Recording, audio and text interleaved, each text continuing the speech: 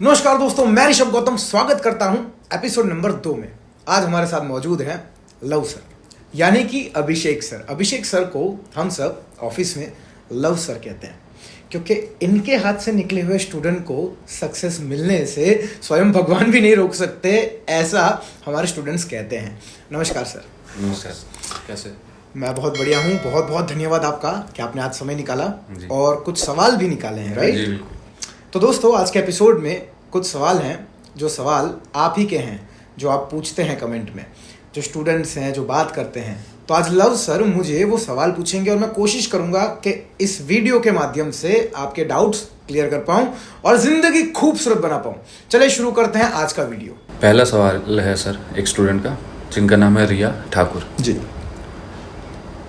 उनका सवाल है कि सर मेरा 1 साल से ब्रेकअप हो गया है, मुझे मेरे पार्टनर के बारे में कोई आइडिया नहीं है, तो क्या ऐसी सिचुएशन में वो मैनिफेस्ट हो सकता है और क्या मुझे मैनिफेस्ट करना चाहिए सर? गाइड में। देखिए रिया जी, मैनिफेस्ट तो कुछ भी हो सकता है। And when I am saying कुछ भी, मतलब कुछ भी, आपका बिलीफ उतना स्ट्रेचेबल होना चाहिए। अब उसे मैनिफेस्ट करना है या नहीं करना, ये आपके ऊपर है, ये आपकी श्रद्धा के ऊपर है। क्योंकि देखिए, 1 साल से अगर ब्रेकअप हो चुका है, दैट मीन्स आपको नहीं पता होगा कि आपके पार्टनर कहाँ हैं, आपके पार्टनर अभी क्या कर रहे हैं।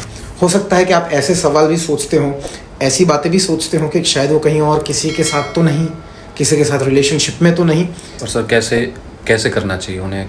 क्या टेक्निक फॉलो करनी चाहिए या क्या करना चाहिए? लो सर, सबसे पहले तो टेक्निक की बात नहीं करेंगे, क्योंकि यहाँ पे पेचीदा मसला है। 1 साल हो चुका है ब्रेकअप को।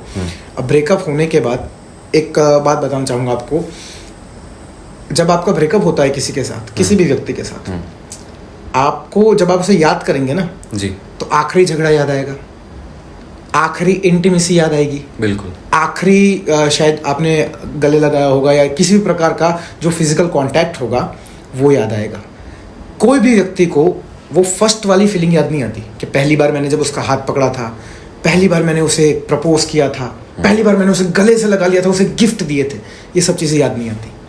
तो मसला ये हो जाता है कि अगर 1 साल ब्रेकअप का हो गया तो आपके दिमाग में तो ऑलरेडी वो आखिरी याद बन के बैठा हुआ है पीछे, कि नहीं मेरा यहाँ ब्रेकअप हुआ, यहाँ मेरा दिल टूटा है। सबकॉन्शियस ने वो चीज़ पकड़ रखी है। तो सबसे पहली चीज़ है, टेक्निक मत करो, रीप्रोग्राम करो सबकॉन्शियस माइंड को। कैसे रीप्रोग्राम करोगे? अब आप यहाँ थे रिलेशनशिप में, यहाँ से टूट गए, 1 साल हो गया, अभी आप यहाँ खड़े हो और यहाँ से आगे जाना है। अभी आपको ये भी नहीं पता कि वो किसी और के साथ रिलेशनशिप में है, नहीं है, आपके पास आना चाहते हैं, नहीं आना चाहते। दूसरी बात, मैं टेक्निक की क्यों नहीं बात कर रहा, क्योंकि प्रश्न के अंदर ब्रेकअप क्यों हुआ, किस कारण से हुआ, क्या चीज़ हुई, वो सब चीज़ें नहीं हैं, राइट? इसलिए जब हमारे पास पूरी डिटेल नहीं होती तो कुछ भी फॉलो कर लेना भी आपको नुकसान ही पहुंचाएगा। क्योंकि आप तो मैनिफेस्ट कर रहे हो, जैसे मैं बोलूँगा अफर्मेशन दीजिए रिया जी, या विजुलाइज कीजिए कि मेरा पार्टनर मेरे पास आ चुका है, मेरा पार्टनर मेरे पास आ रहा है, मैं क्या कर रहा हूँ।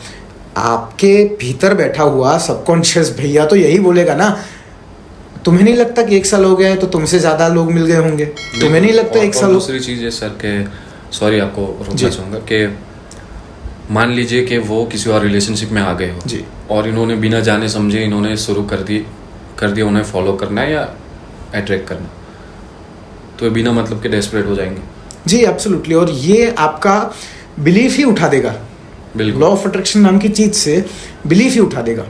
तो इसका अगर थोड़ा, अब बहुत सारी बातें कर दी मैंने, सीधा जवाब देते हैं कि क्या करना चाहिए। टेक्निक वगैरह फॉलो नहीं करनी है। बिल्कुल। पहला प्रश्न एंड यहाँ हो रहा था कि मुझे करना चाहिए, तो वो सब्जेक्टिव चीज़ है। अगर आप करना चाहते हो मैनिफेस्ट वापस, तो सबसे पहले अपने आप को किनारा कर लो इस सवाल से कि क्या वो मेरे पास आएगा, कहीं वो किसी और के पास तो नहीं है।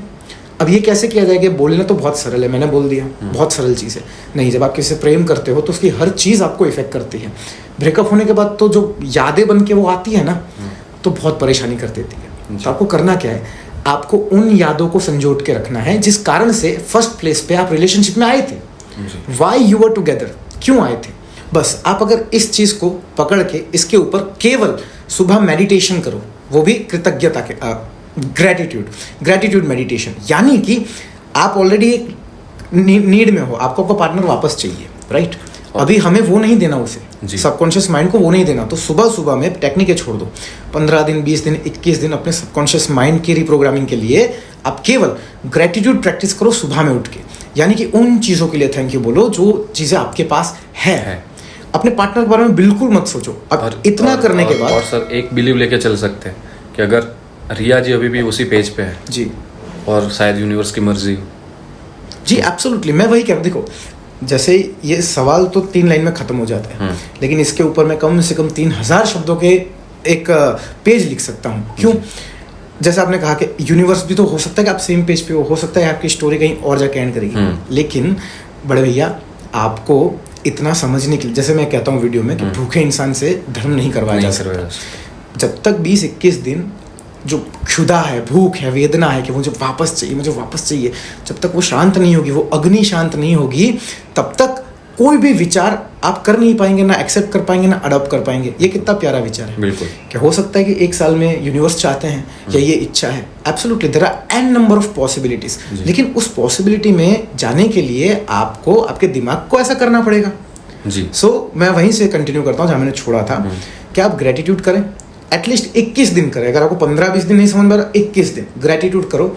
सुबह में कैसे करना है? उन चीज़ों के बारे में थैंक यू कहना है यूनिवर्स से, भगवान से, जो आपके पास मौजूद हैं। That's it. इसका कोई लेन देन नहीं है आपके मैनिफेस्टेशन से, बिल्कुल नहीं। 21 दिन होने के बाद मेरी गारंटी है कि यूनिवर्स आपको साइन भेजेगा। और जब आप ये प्रैक्टिस कर रहे हो ना, एक बार भगवान से, ईश्वर से, यूनिवर्स से साइन मांग लेना, क्या अभी भी आ सकता है? बस इतना, दैट्स इट। और साइन के रूप में कुछ भी मांग लो, रेनबो मांग लो, कोई एंजल नंबर मांग लो, XYZ, जिस पे आपकी श्रद्धा हो वो मांग लो। 21 दिन इतना खत्म करने के बाद कुछ नहीं करना। रात को अपनी जो वीडियो है, अपने चैनल के ऊपर एक वीडियो है, उस वीडियो को फॉलो करो, वो गारंटी मैनिफेस्ट हो जाएंगे। जय श्री राम। अब दूसरा सवाल ले लेते हैं सर जी। मानवी ठक्कर का। सर मेरे पार्टनर का बिहेवियर सडनली चेंज हो गया है। सर मुझे लग रहा है कि जैसे उस पर किसी ने कुछ करवा दिया है। सर इसका पता कैसे लगाए? मानवी जी, ये सवाल आपने पूछा है और न जाने ये सवाल कितने सारे स्टूडेंट का होगा। जी। देखिए, कुछ करवा दिया है, मैं क्लियर कट बात करता हूँ। तंत्र या ब्लैक मैजिक की बात करने से पहले आपको ये जानना बहुत ज़रूरी है, केवल 10% 15% केसेस में ब्लैक मैजिक या तंत्र किया हुआ होता है। बाकी सारी की सारी आपकी दिमाग की उपज है। आपके सवाल का आंसर भी एंड में दूंगा, लेकिन पहले ये समझिए, आपके पार्टनर का बिहेवियर चेंज हो गया।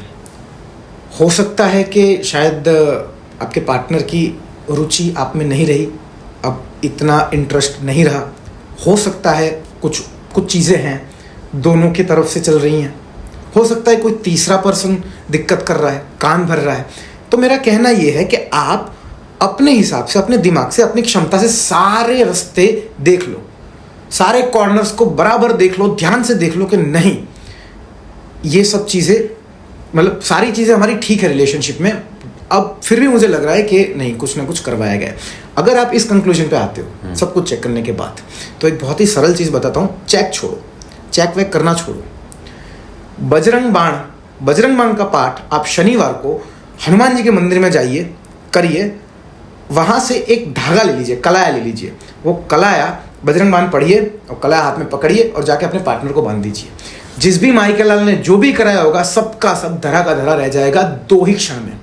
ये हनुमान जी की पावर है। जय श्री राम। चलिए सर, एक और सवाल है विवेक का। अच्छा, आप जानते होंगे उनको। जी, मैं समझ गया विवेक से।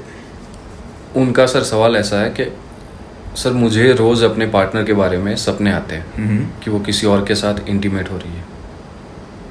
इससे हमारा रिश्ता बहुत ख़राब हो गया है। सर मैंने बहुत कोशिश की, लेकिन मैं खुद को कैसे ठीक करूं? इन सपनों का क्या मतलब है सर? विवेक, उम्र भर गालिब बस यही भूल करता रहा। उम्र भर गालिब बस यही भूल करता रहा कि धूल चेहरे पर थी और आईना साफ करता रहा। ये नहीं कहूँगा कि आप ही गलत हैं, वो ही गलत हैं, या क्या चीज़ हो रही है। मैं ये कहूँगा स्वप्न कैसे आते हैं, सपने कैसे आते हैं। आप अगर थोड़ा साइंस समझेंगे तो पूरा दिन जो आपने देखा, करा, सोचा, सुना, वो सपने आते हैं। ल्यूसिड ड्रीम ऐसी चीज़ है जहाँ विज्ञान फेल हो जाता है। ल्यूसिड ड्रीम पे विज्ञान ही फेल हो जाता है। तो जो सपने आते हैं डेफिनेटली कुछ ना कुछ इंडिकेट करते हैं। आपको अगर इंटीमेसी के सपने आ रहे हैं कि आपके पार्टनर किसी और के साथ इंटीमेट हो रही हैं या आपको चीट कर रही हैं, तो सबसे पहले ये आपके दिमाग की उपज है।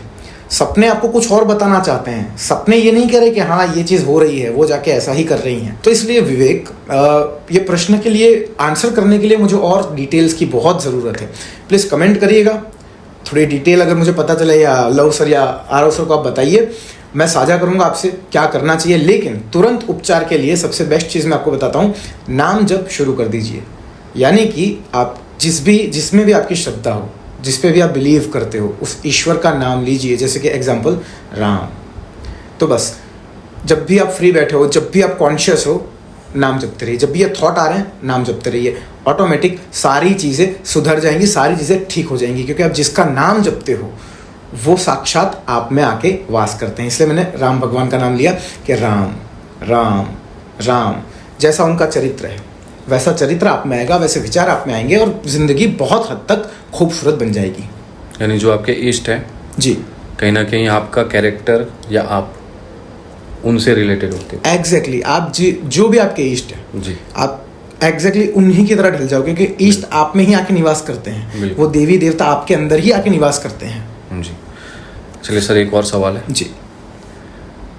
ये निहारिका का सवाल है। सर, मैं गवर्नमेंट जॉब की तैयारी कर रही हूँ, लेकिन पढ़ाई में मेरा मन नहीं लग रहा है। अपना फोकस कैसे बढ़ाऊँ सर? और मेरा पार्टनर शादी के लिए एग्री नहीं हो रहा है सर, इसके लिए क्या करूँ? निहारिका जी, आपके प्रश्न में ही आपका उत्तर है। मैं हमेशा कहता हूँ, तीसरी बार कह रहा हूँ, भूखे इंसान से धर्म नहीं होता। आपका मन तो लगा हुआ है आपके पार्टनर में, परेशानी है क्योंकि शादी नहीं हो रही है।